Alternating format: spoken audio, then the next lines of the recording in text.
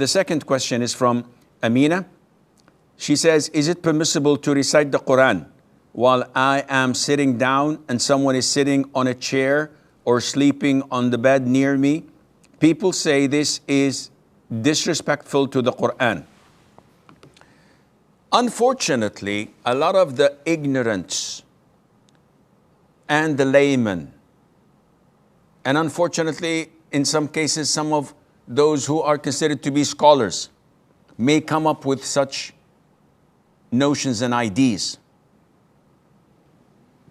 If I'm sitting in a high place and my brother is sitting on the ground and he wants to recite the Quran, they say I'm sinful. Why? Because I'm sitting on an elevated place where the Quran is being recited. So I'm disrespecting the Quran. Says who? Says they. And this is totally bogus. Do I disrespect the Quran? Of course not.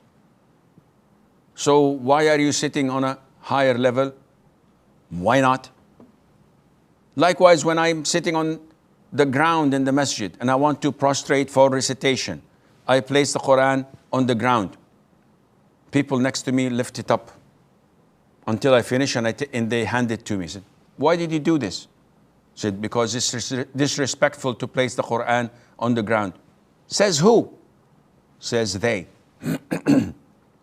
Likewise, if I'm sitting in the masjid and I extend my legs in the direction of the Qibla,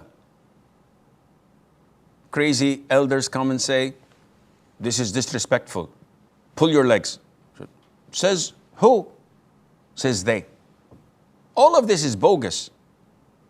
The jurors themselves say that when you are unable to pray sitting or standing up and you're lying due to the fact that you're bedridden, you should place your feet in the direction of the Qibla and pray while lying down.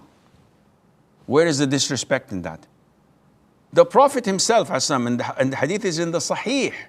Mother Aisha says about herself, used to be in my menses. And the Prophet used to incline in my lap and recite the Quran. Some scholars say, meaning that he used to place his head in her lap, which means that she is elevated and she's in her menses, while the Prophet recites the Quran.